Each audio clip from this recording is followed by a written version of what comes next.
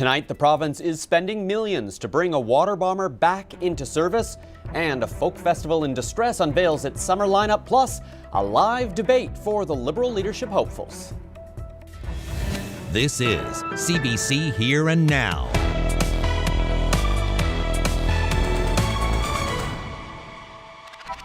Good evening and welcome to Here and Now. I'm Peter Cowan in the St. John's newsroom. I'm in for Carolyn Stokes this evening, who's gearing up for our Liberal leadership debate, which is about to begin in just 18 minutes. But first, we've got all the latest local news, starting with a step towards bringing back the province's full fleet of water bombers. The fifth water bomber, which has been out of service since 2018, will finally be repaired. The province has awarded a $14.8 million contract to the aircraft company de Havilland. Transportation Minister Fred Hutton says that price tag includes other deferred maintenance to the aircraft as well. Hutton says the water bomber will likely be ready for summer 2026. In recent years, the province has been bringing in additional support from New Brunswick, Quebec, and Ontario to help fight major forest fires. Halapu Mi'kmaq First Nation says the cleanup of the MSC Baltic 3 is not moving fast enough. As we told you last night, sticky blobs of oil called tar balls have been washing ashore on a nearby beach. The cargo ship ran aground in Cedar Cove near Lark Harbour back in February. And the Canadian Coast Guard, along with a salvage company, have been on the scene ever since. We're really confused as to why they're not doing that. There's no boom structure in place to secure the vessel. You know, there's boats coming and going and they're checking on it, but really it just feels like everyone's waiting for something really bad to happen and then respond to it. So we don't really feel like there's enough proactive, response to this. Companies like TNT Solvent.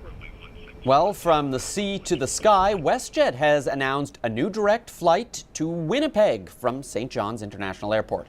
Those flights out of YYT will begin on July 1st and will be offered 2 times a week. The airline says it's yet another move to further expand its network across the country. This spring, WestJet is also operating direct flights from St. John's to Europe.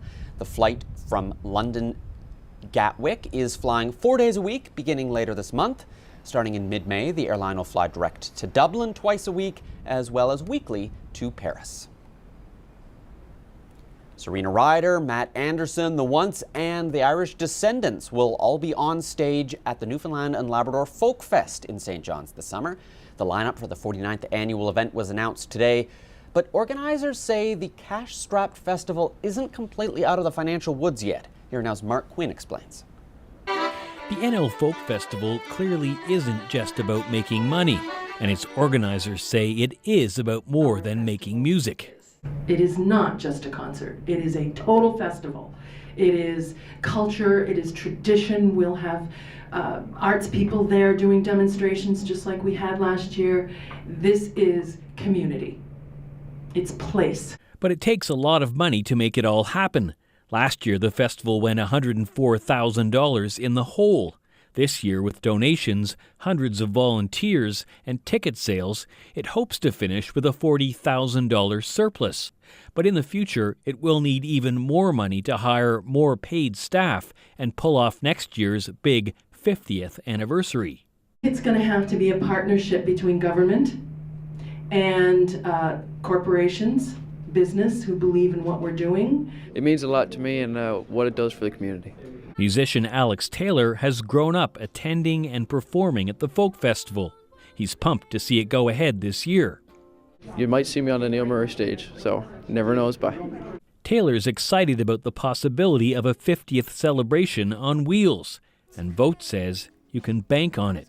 We will have a 50th anniversary. We didn't come this far to say, okay, 49's good enough. We'll just, think about it. We have too much to honor. We have too much to honor. Already, Vote's dreaming about who the headliners might be next year, but she isn't naming names just yet. Mark Quinn, CBC News, St. John's.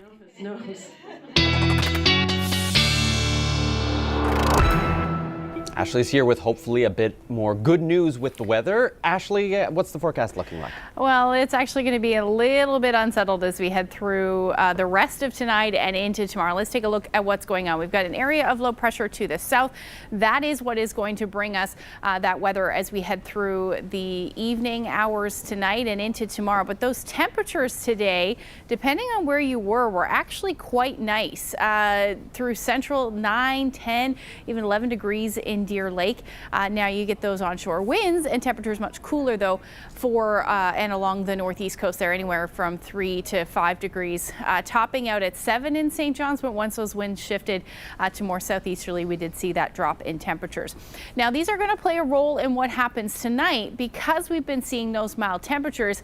There is a chance that we are going to see some snow develop through the overnight wet snow that's probably going to have a really hard time accumulating, especially on the roads. Likely grassy surfaces, you may see some snow, but that is about it. So that will continue tonight and work its way further east as we get into tomorrow morning. And then eventually we are going to see the weather improve from west to east through the day and into the afternoon. Actually going to turn into a pretty beautiful day for most of the island, southeastern portions of Labrador. The rest of the Big Land, though, looking at some showers or flurries through the day. Now, northerly winds are going to keep things on the cool side tomorrow for the Avalon, so we're going to expect that wet snow or showers to continue through a good chunk of the day. Eventually, we will see that end into the evening and overnight. Temperatures tonight will drop, hovering near or a couple of degrees below zero or even a little bit above for the south coast. Labrador generally sitting around the 0 degree mark, a little cooler towards the coast. And then tomorrow, those temperatures only 1 to 3 or even 4 degrees for eastern Newfoundland Central. You're looking between 4 and 6. The mildest temperatures will be on the west coast. Northern Peninsula still into the minus single digits. Happy Valley Goose Bay, you're going to be the warm spot tomorrow, hovering around plus 12. Long range forecast showing temperatures and cool or nice weather actually Friday, Saturday, but we will return to some rain Sunday and even some weather as we get into Monday. Same thing for central Newfoundland. In the west, you're looking at more rain. We may see a wintry mix towards the end of the day as temperatures drop. And then for eastern Labrador, look at that. Saturday, Sunday, 11 and 12 degrees, dropping by Monday, but still a nice stretch of weather for the west. A little bit on the cool side with temperatures between 2 and 5 degrees. Our weather photo of the day taken in St. Brendan's. Take a look at this shot. First sighting for her anyway of an iceberg there. Thank you so much for sharing that one, Linda. If you have any weather photos, we'd love to see them. You can send them to nlphotos@cbc.ca. Thanks, Ashley. Hopefully more icebergs to come.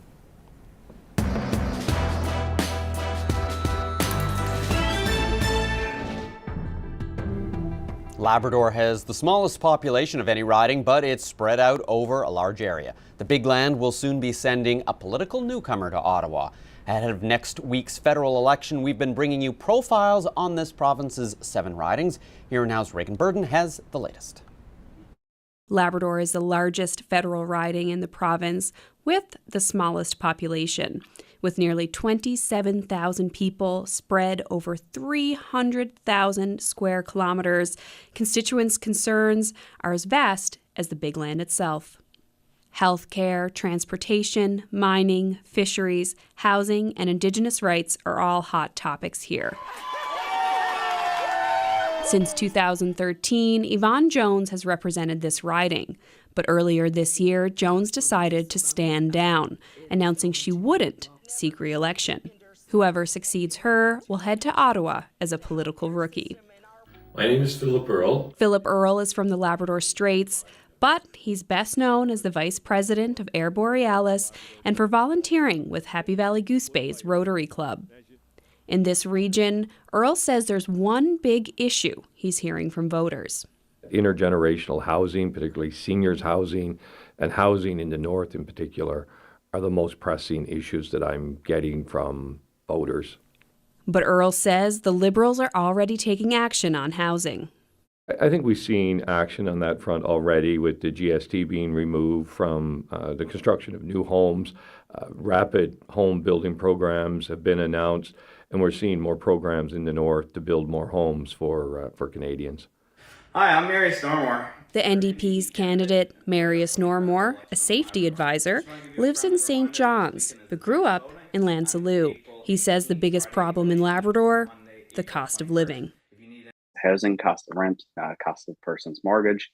Cost of living also includes childcare costs, healthcare costs, whether that be the cost of medications, as well a big one with the cost of living is at the grocery store, right? Cost of living is by far, from what I'm hearing from people, the number one concern. And when it comes to housing, Normore says that's a big difficulty too. To build more, he says there needs to be more than federal funding. He's committing to paying for training for tradespeople. The Home Builder Association has made it clear that we don't have trades workers to be able to actually build more houses quicker.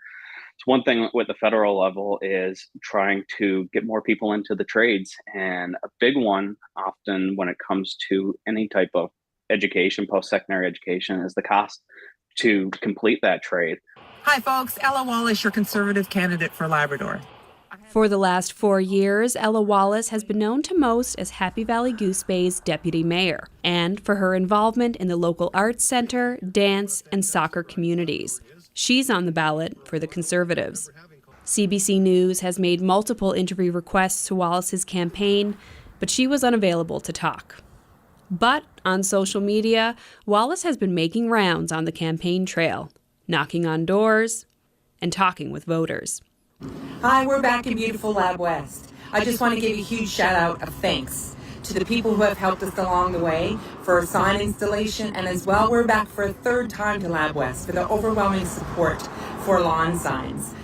With just days to go until election night, one thing is certain. Labrador will see a new face as its Member of Parliament for the first time in 12 years. Voters will decide if it's a Liberal, Conservative, or New Democrat that earns the seat on Monday. Reagan Burden, CBC News, Happy Valley Goose Bay. Well, it was voting day at the Association for New Canadians in St. John's. Many can't actually vote in the federal election, but the group held a mock voting day so people could learn more about the Canadian voting process. Take a look. We are here today to hold a mock election for our clients here at ANC. All of this initiative started like a few weeks ago when teachers and clients decided to practice the right of freedom before they go to the real world, before they will be eligible to vote. And some of our clients probably have never practiced this right of freedom before in the past, depending on where they lived. So it's very important for them.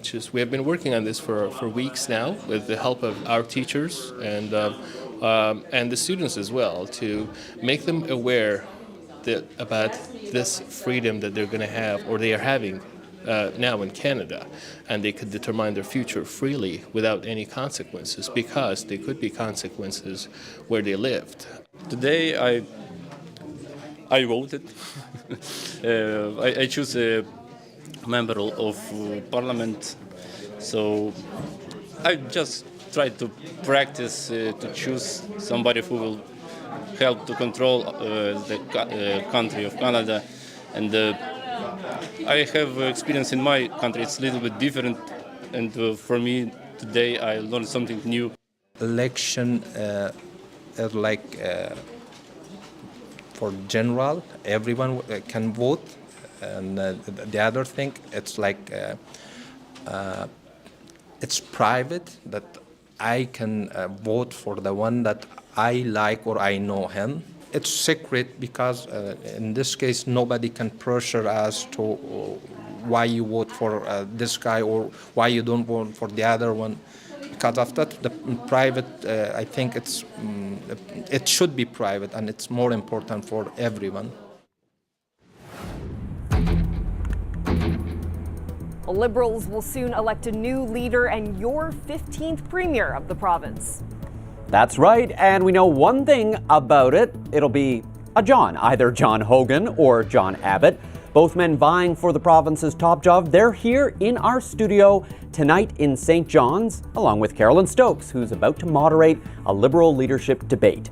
We're calling it Picking a Premier, and that special 40-minute debate is just ahead. Stay with us. It'll be a good one.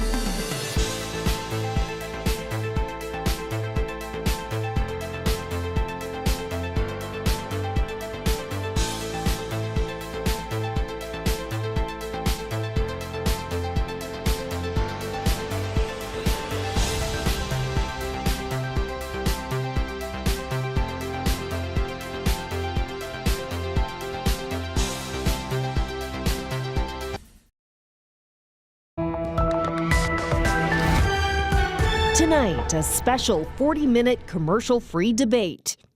I must now move on. As Premier Andrew Furey prepares to step down, two of his former cabinet ministers, John Abbott and John Hogan, are vying to replace him as Liberal leader and 15th Premier of the province. The winner will navigate a changing political landscape, one that will include a new prime minister, the highest debt in our history, the ongoing threats from the U.S., and the responsibility of turning the promise of a game-changing Churchill Falls deal into a multi-billion-dollar reality. This is John Abbott's second run at the province's top job. He has decades of experience as a senior bureaucrat. John Hogan is a longtime Liberal and lawyer who launched his own firm prior to entering politics. Welcome to this special CBC presentation, Picking a Premier. And both contenders are here with me in the Here and Now studio, John Hogan and John Abbott. Thank you so much for being here and taking part in this debate. Thanks very much. Thank you. Well, the stakes are pretty high in this race. Starting tomorrow, registered Liberals in this province will begin voting for one of these two candidates. The results will be announced in just over a week on Saturday, May 3rd at the Liberal Leadership Convention in St. John's. So let's start with the structure of this debate. We'd like this to be a discussion, so your answers will not be timed. My goal here is to give you equal opportunity to answer the questions and to respond to each other. So let's jump in now with the very first question. And we did do a draw earlier to decide who goes first. And Mr. Hogan, this first question is for you. You and Mr. Abbott were both elected 4 years ago. You have both held multiple cabinet positions in Andrew Furey's government. Why are you the best person to lead the province and also to lead the Liberals into the next election? Thanks very much, Carolyn, and thanks for having us here today, and thanks to John as well for being here for this discussion. I've been involved with the Liberal Party for a long time. This is maybe my fourth leadership convention, and obviously my first one as a candidate. And I've contributed a lot to the Liberal Party over the last number of years. I've also, as you said, been involved as a politician who was elected 4 years ago at the same time my friend John got elected. And I've contributed a lot to the Furey government over the past 4 years and held some important portfolios. Minister of Justice and Public Safety, Attorney General, Minister of Health and Community Services, and Government House Leader. And I think my combination of my political experience in those portfolios, which are, I would suggest, portfolios that have a lot of importance and what's important to the people of Newfoundland and Labrador, and my background experience with the Liberal Party and all the Liberals I've met over the past 10 or 15 years is a combination that allows me to have those ability to lead the party and the province in the next coming years. Okay, Mr. Hogan, thank you so much for that. And now the same question to you, Mr. Abbott. What makes you the best person to lead the province? Well, thank you, Carolyn, for the question. And I'm drawing on my experience really over 40 years in government, senior deputy minister, over the past 4 years, working as a minister with Premier Furey and Minister Hogan and others. Has, again, some very tough portfolios: housing, transportation, health, mental health, and dealing with the homelessness issues here. And as a deputy minister, I had obviously a lot of contributions to make. What I am drawing on is that experience and to bring that to the Premier's office and the Premier's chair. I'm passionate about this province. I know we have so many opportunities before us. And I think it's incumbent on the next leader of the Liberal Party and certainly the next Premier to take advantage and leverage those opportunities. And that's what I want to do, bring the experience, and I can get things done starting day one. I have an agenda that I want to bring forward, and I'm looking forward to the challenge. It's going to be an honor to be Premier of this province and something I'm looking forward to. Thank you so much, Mr. Abbott, for that. And we're going to stay with you now for this next question. The Liberals just released its budget, and it's filled, of course, with promises, plans, and policies. But can you tell us two of your own policies that you would introduce as Premier? Well, Carolyn, I've put out my platform, starting with, and really a focus on seniors. They are really struggling with the cost of living and affordability, particularly the seniors on very low incomes. We have seniors who are in poverty. So I am committed to putting a plan in place to have a targeted basic income for seniors to help them with the issues around the cost of living. And related to that is the need for affordable housing for seniors and for other low-income families. Again, we need 10,000 units in this province by 2030. I'm committed to making sure we have those units in place, again, focusing on seniors, low-income families, supportive housing, so that all communities and all people in the province have a place to call home. Okay, thank you very much, Mr. Abbott. Mr. Hogan, now the same question to you. Can you tell us 2 policies that you would bring forward if you win? Yeah, absolutely. So one policy, which I've already mentioned over the course of this campaign, is providing free shingles vaccines to everyone in this province who's over the age of 50. Now, of course, the Liberal government had already announced the shingles vaccine program for people who are between 65 and 70 and those who are immunocompromised. But having been around the province and talked to seniors and talked to families, it is very important that everybody who's over the age of 50 has that shingles vaccine. And that's a great policy perspective for a number of reasons. One, it goes to the importance of looking after our seniors in this province. 2, it goes to healthcare, which is very, very important as well. And 3rd, it goes to affordability. Shingles vaccines are not cheap, and we need to provide that lower cost, that free cost, to people who are over the age of 50 to make sure that they can avail of that shingles vaccine. Keep people healthy, keep people out of the emergency rooms, and that shingles vaccine will do that. And providing it to everybody over the age of 50 will benefit not only them, but really benefit everybody in the province and our healthcare system as a whole. The second thing I'd like to mention is not necessarily a policy per se, but as I've gone around the province and talked to people, it's very clear that there's 2 things that stand out as terms of groups who are important. One, as Mr. Abbott mentioned, is our seniors. I've said in the House of Assembly on a number of occasions, our seniors built this province. They lived in their communities with their families, they made friends, they worked there, they built the communities from the ground up. And now we owe it to them, and I owe it to them as Premier of this province, to help make sure that they are able to stay in their communities. Okay, I'm just going to interrupt you there, Sure. Mr. Hogan. I just want to start a little discussion here before we move on. I'd like to give you both an opportunity to respond to each other. I'd ask you both to offer up 2 unique policies. Mr. Abbott, Mr. Hogan, do you have anything to say about the ideas that were just presented here? Well, if I can start, Carolyn, I think it's important, and as John said, about seniors, but through my travels around the province and the conversations I've had as late as this week out in central Newfoundland, it was quite comforting to me in the sense of validating the things I was hearing from this end of the province to find out in central and when I was in Labrador that the issues around seniors and affordability is core issue for all families, all communities, but we need specifics to help them on that very particular issue, and that's why I think having a targeted basic income will definitely help keep taking seniors out of poverty. That should not be in this province. We're rich enough to make sure we don't have that, and then make sure they have the homes and housing that they need. So that's why I've focused on those 2 in particular, and that's what people have asked of me. Yeah, so I'll just to finish the point I was making about not necessarily a policy, but really restructuring government to focus on what's very and what's the most important to Newfoundlanders and Labradorians. And that, as I was saying, with seniors, we have a very big department with children, seniors, and social development, which I think needs to be broken down and have a minister who focuses purely on seniors and long-term care living in this province. The other thing I've heard about, and it does go to affordability, is families. I have 2 young children. I have an 8-year-old and a 3-year-old. I know that the cost has gone up for many things over the past few years. Affordability has been and is still an issue. I know the cost of groceries. I know the cost of gas. I know the cost of having children. And part of that restructuring of that department will be having a minister who focuses on families and their needs and what's important to them. Okay, and on that note, let's go to our next topic, which is something that affects all of us. The rents are so high, the taxes are so high, and it's just, it's depressing sometimes that, you are not even sleeping well, you have to do so much work.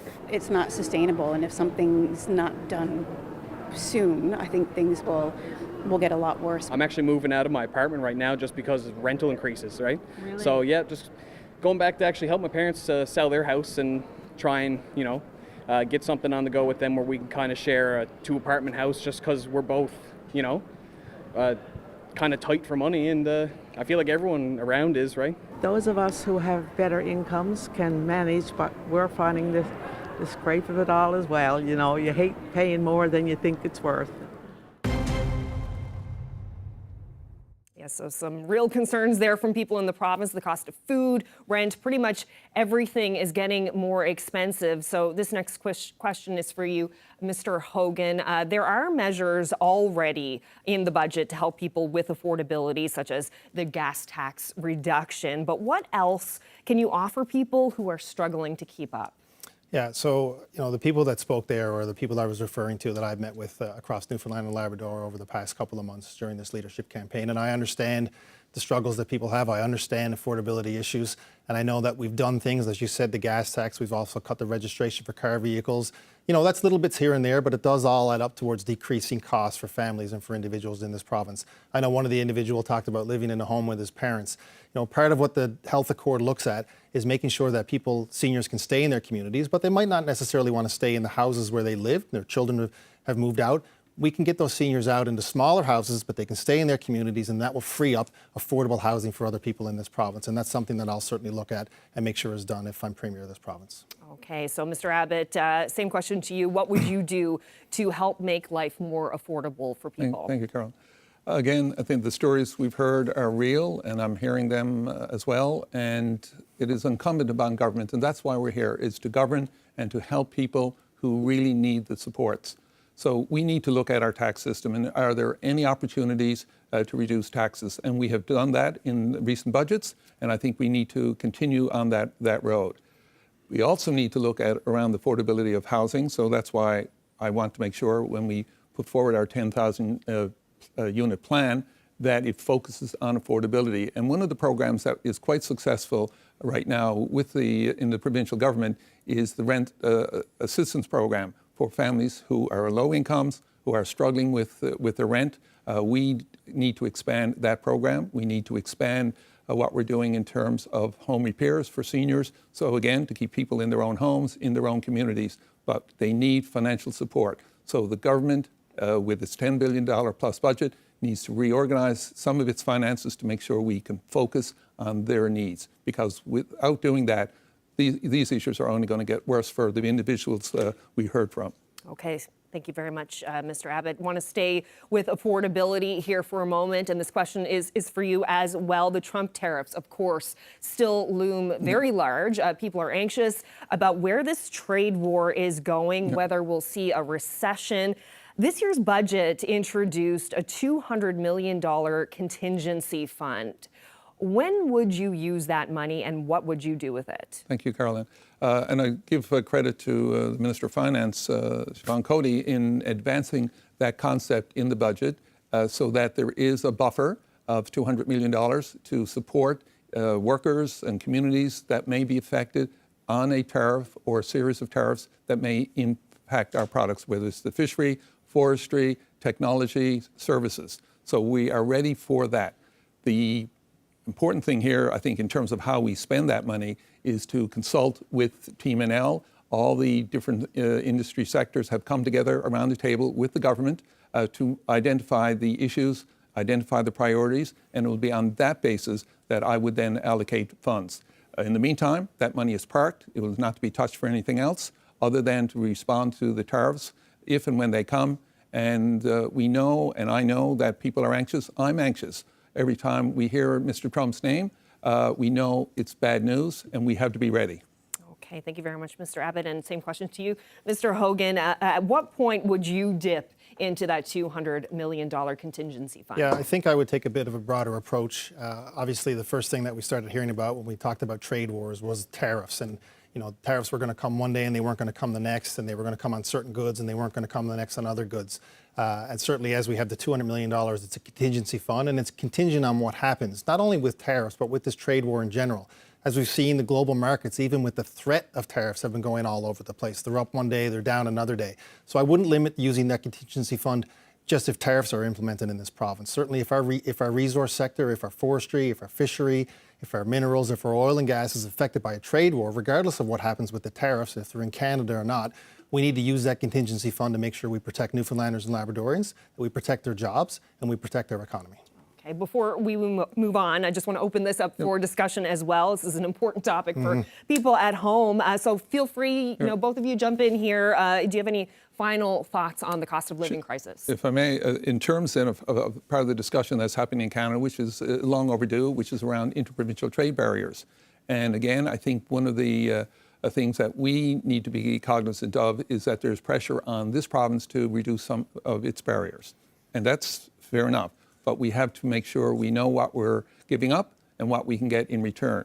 And I think, again, and then I'll build on John Hogan's point, is then we have that contingency fund, again, that can be used to address any unintended consequences for any of our sectors or any of our workers in particular that could be impacted, so that they are supported through this, through no fault of their own. There are going to be unintended consequences, and we can use that fund to support those workers and those communities.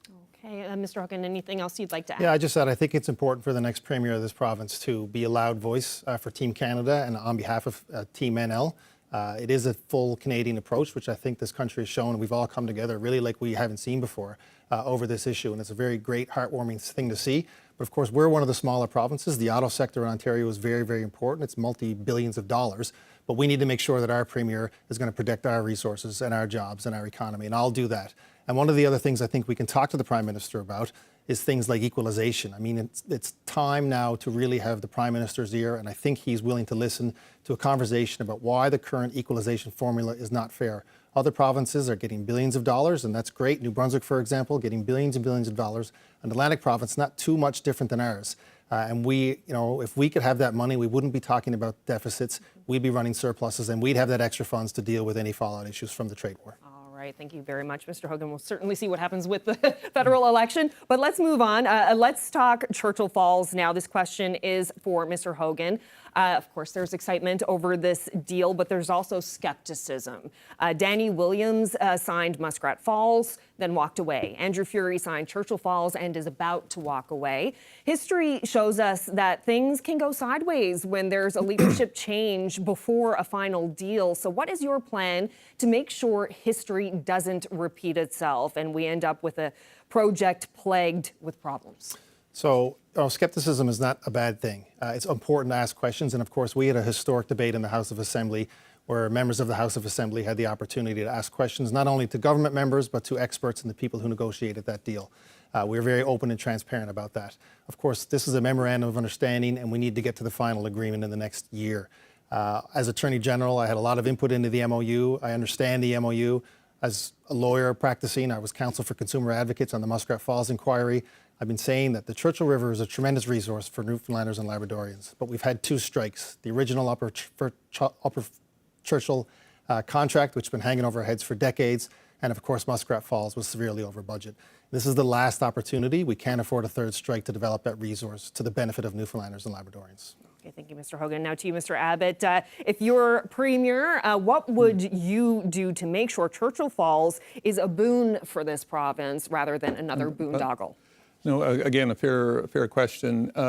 When we were briefed at Cabinet, obviously, on the MOU, I was quite impressed in the level of detail in the MOU itself. Obviously poured through it line by line to make sure I clearly understood it, asked the questions that I needed to ask. The debate in the House of Assembly, I think, exposed both the strength of the government's position on that and obviously the weakness of the Conservative Party, who walked away literally from the House.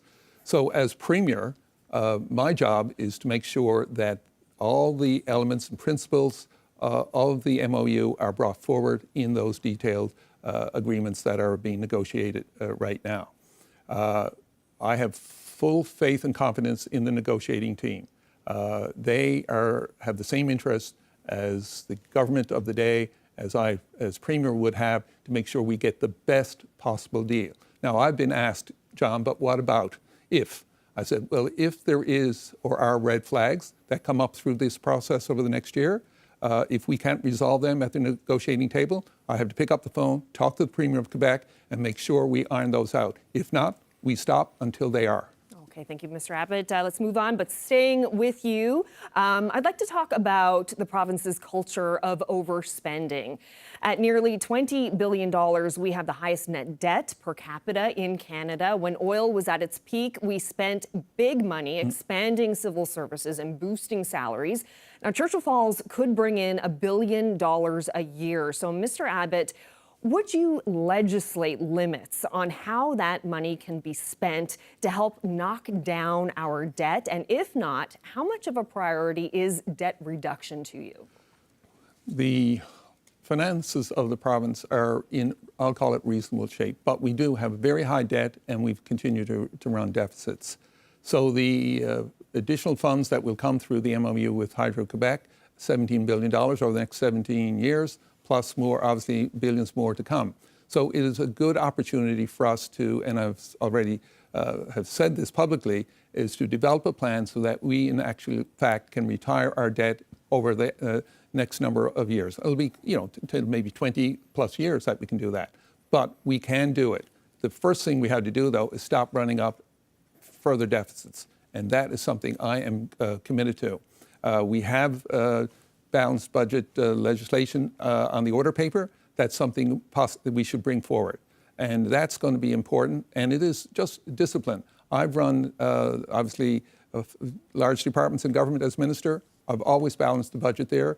We require our municipalities to balance their budget. We need to do that here at the provincial level, unless there's some extraordinary circumstance. Other than that, we need to balance budgets and we need to reduce the debt. And I'm committed to that. Okay, thank you very much, Mr. Abbott. So, Mr. Hogan, same question to you. Would you legislate, and that's pretty specific, would you legislate limits on the spending of Churchill Falls money, and how much of a priority is debt reduction for you? So I think the priority in that question is making sure that the Churchill Falls deal gets done.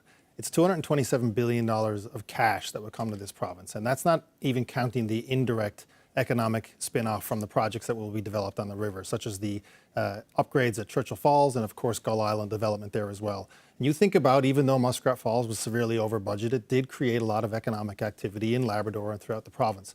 And those jobs and that spin-off will not just be for construction workers and contractors that can go to and from the site, but you think about the restaurants and the businesses and the other things that can open up in Labrador and throughout the province. So that economic spin-off, along with all that cash, will really help us develop a plan and stick to a plan where we don't have deficits in the future. And in fact, we continue to put money away, which this government has already done in our future fund. And then we can access that fund if and when it's necessary in the future.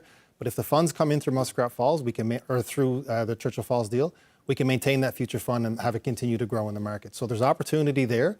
And certainly we do need to be responsible with the money. But when we talk about priorities like healthcare and education and affordability, finalizing and developing the Churchill River is our biggest and best opportunity to do that.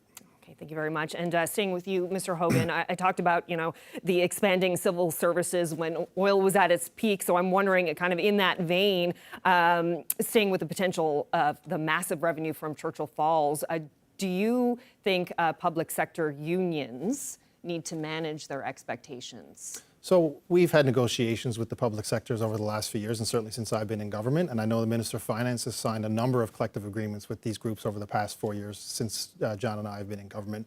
It's always good to have constructive negotiations. It's always good to hear both sides of the story and both sides of the argument. I've done that as a lawyer. It's you never just rely on your own version, but you want to hear the other side as well. So I think there's been a respectful dialogue, since that's what I've seen over the past 4 years. And regardless of where the province's finances are in the future, I think that respectful dialogue will continue and should continue. Okay, so Mr. Abbott, what's your message to the public sector on this? Well, the interesting thing, we're in a period of time that we haven't had in the past, where we actually are short on public servants and short of workers. It doesn't matter which trade, which skill.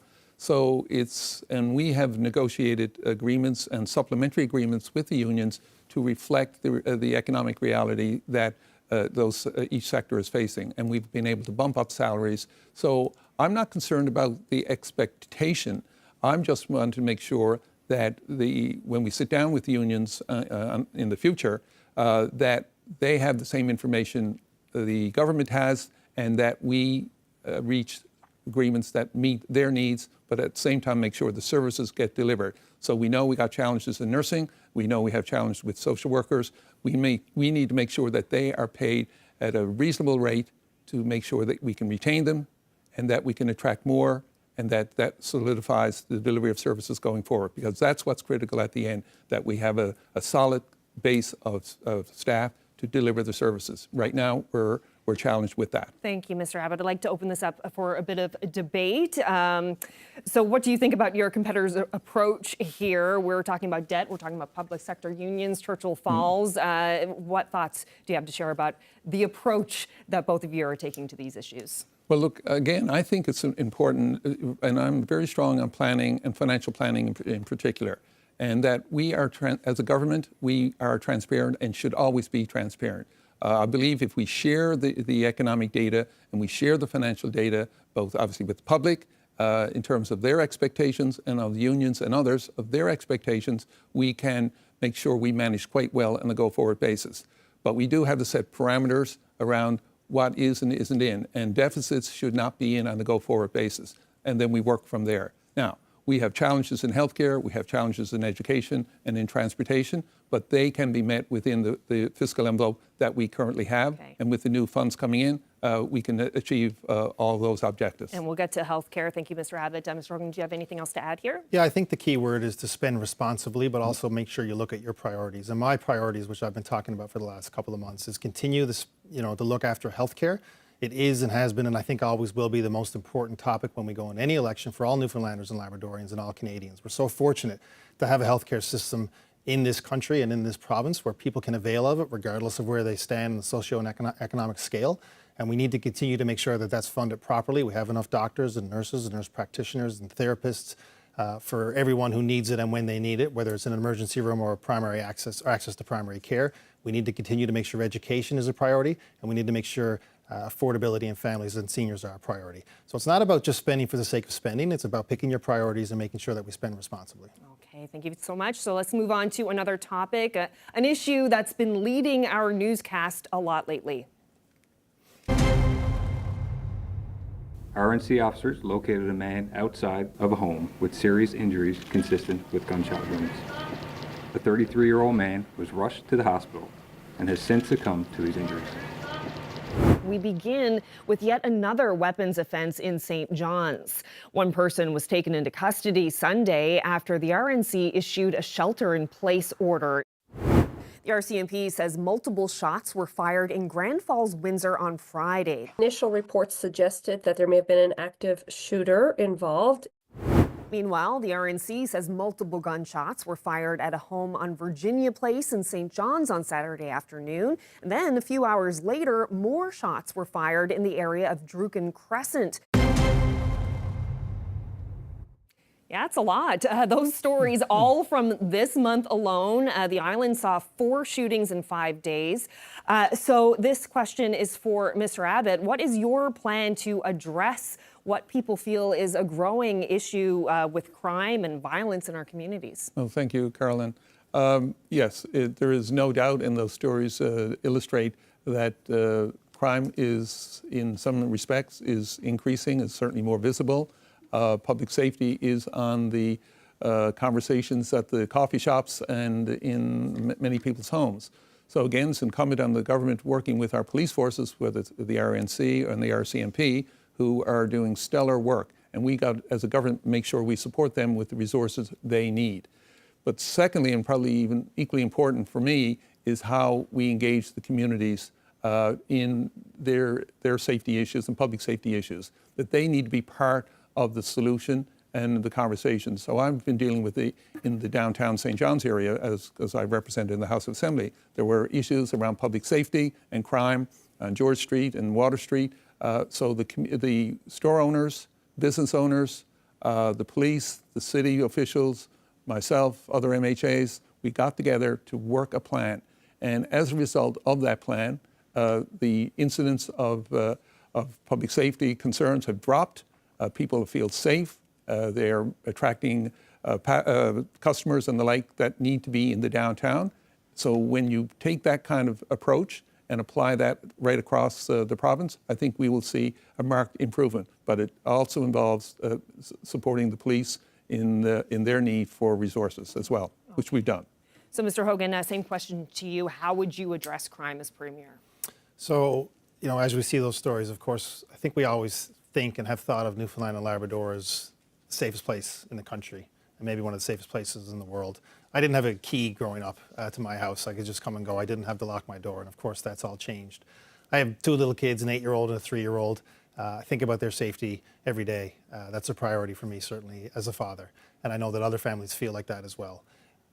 Over the past 4 years, and I served a couple of years as a Minister of Justice and Public Safety, I ensured that there was increased funding for the RNC and for the RCMP. So we're very fortunate to have 2 police agencies here in this province that deliver good service. But one thing I did do is that I could see this coming a little bit in terms of how policing is going to be provided, not only in Newfoundland and Labrador, but throughout the country. And as Minister of Justice, I created a police transformation working group to look at how to deliver modern policing in this province and what it looks like. You could see, having conversations with my federal counterparts throughout the country, that there was a change and a thought that the RCMP may not deliver policing to provinces in the future. And when Justin Trudeau left office of the Prime Minister, he left a letter behind and actually recommended that the RCMP get away from provincial policing. So I think we're very lucky that we have that transformation working group that's already looking at how to modernize policing in this province. One thing that they've already done is recommended that we move the RCMP out of an area of this province in Pasadena and the RNC into it. That provides 24-hour policing to that area where they used to have 18 hours. So that might not be appropriate for all parts of the province, but that group is working very hard, and as they come up with recommendations, we'll continue to implement them as a government and make sure that, again, Newfoundlanders not only are safe, but feel safe. Thank you very much, Mr. Hogan. So I'd like to change the topic now to healthcare, a big one. Spending is up 40% since the pandemic, and we know that there are patients on stretchers in hospital hallways, and people are without family doctors. So you have both been in the system in leadership roles. So Mr. Hogan, this is for you. If money isn't solving this problem, what can? So thanks very much. And there is a lot of money in the healthcare system right now. It's going to take time to rebuild the system. When COVID happened, we shut down healthcare. People weren't having surgeries, people weren't going to hospitals. Healthcare in this province and really in the country and around the world kind of went away, and we had to restart it. And when we restarted it, we looked at the system and said, this is a system that was built in the 60s. It's now 2020 when the pandemic happened. It was time for a rethink, it was time for renewal, and it was time to rebuild it in a proper modern way. And we have Health Accord NL.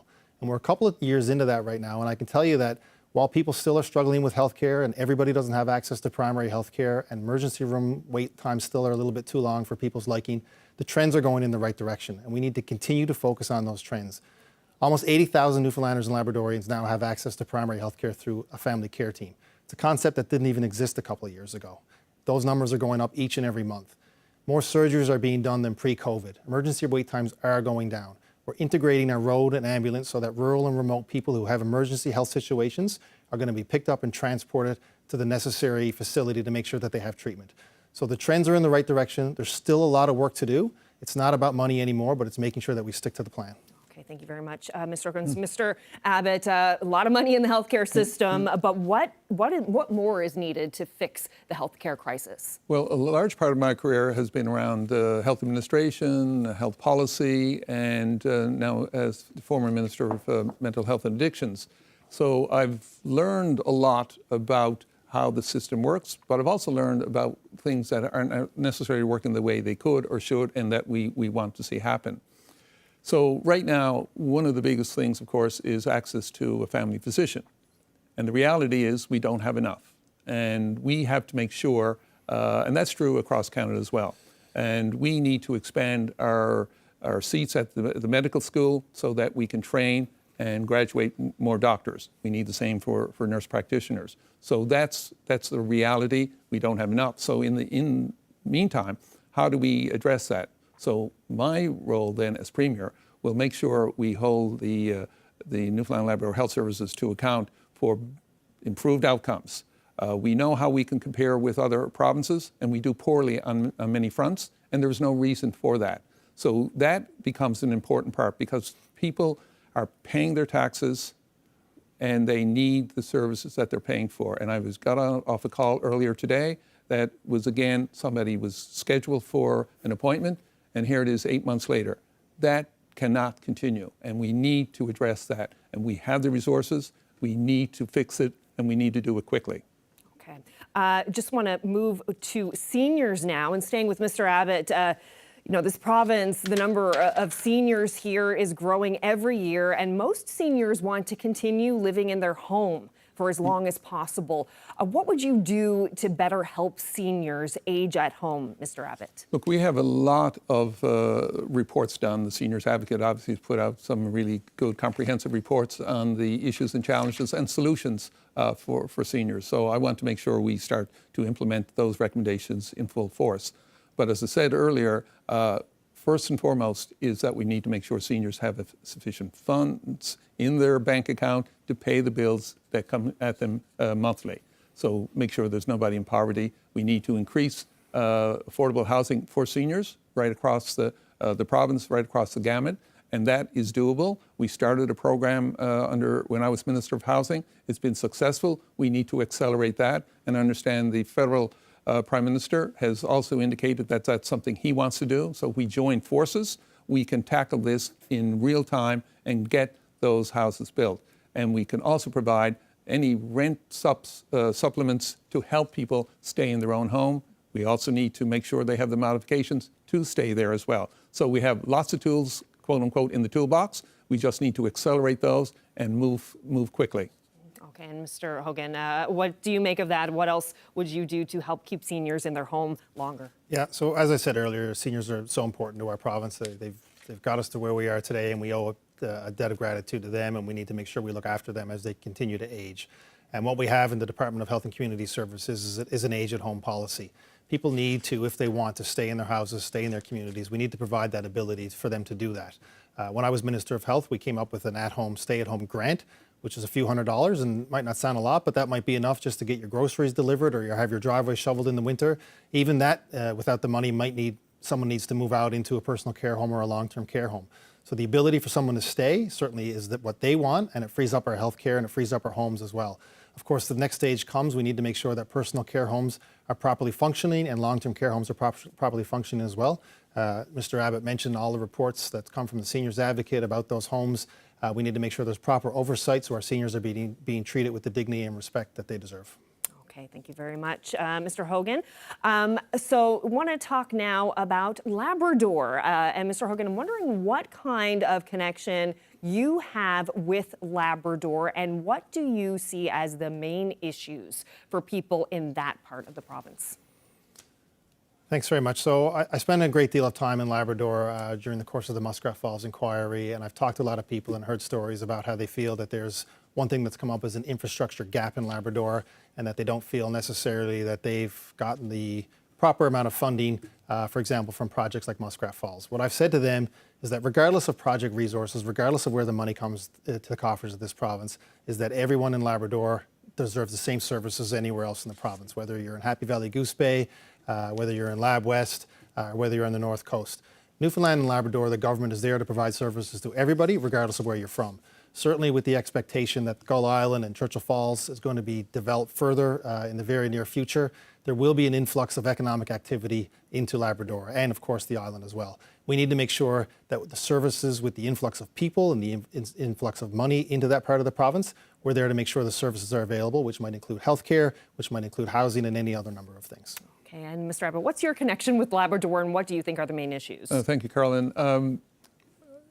Interesting enough for me is when I'm in Labrador, I feel at home, very, very comfortable. I've been traveling back and forth to Labrador, North Coast, South Coast, Lab West, and the like over 40 years through my work.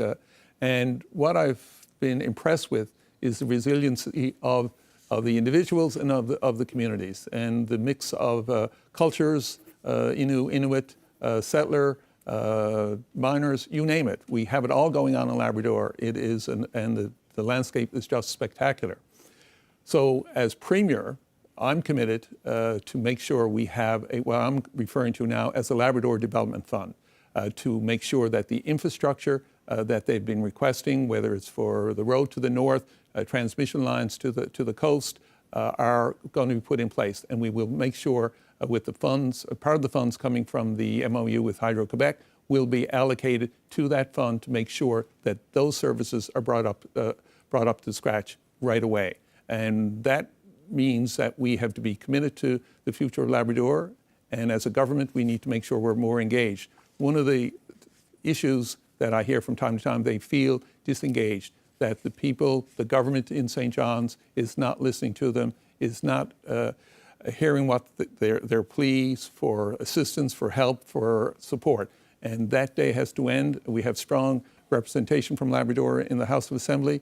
They need to be listened to, and we will make sure that happens in the future. All right, Mr. Abbott, thank you so much. We are so quickly running out of time, but before we finish up, just really quick, a lot of people are probably wondering about this. This province has a fixed election date. The general election has to happen before mid-October. So yes or no, answer to this question for both of you. Will you call an election before October if you are Premier? Yes or no, Mr. Hogan? So my answer is one thing at a time. We're going to deal with this Liberal leadership right now, and we'll get this out of the way in the next week. Of course, we'll all get together then and discuss as a team what the appropriate election timing is, but it will be before October, not too far away. Okay, Mr. Abbott, can you give us any kind of commitment here? The only commitment I've made is to the caucus, that this will be a decision of the caucus, and that we will make that shortly after May 3rd. All right, the speculation and all that will continue. Thank you so much to you both for being here. John Abbott, John Hogan, really appreciate your time. One of you will be the next Liberal leader and 15th Premier of the province in just over a week. So Liberals in the province can start voting as of tomorrow. I hope this debate will help some of you decide who to vote for. We find out who will win the province's top job on Saturday, May 3rd at the Liberal Leadership Convention. And CBC will bring you there. We're broadcasting live from the Jag Sound House in St. John's from 2:30 to 3:30 Newfoundland time. You can watch here on CBC television on our website or listen on CBC Radio 1. Thank you so much for joining us for this debate tonight. Good night.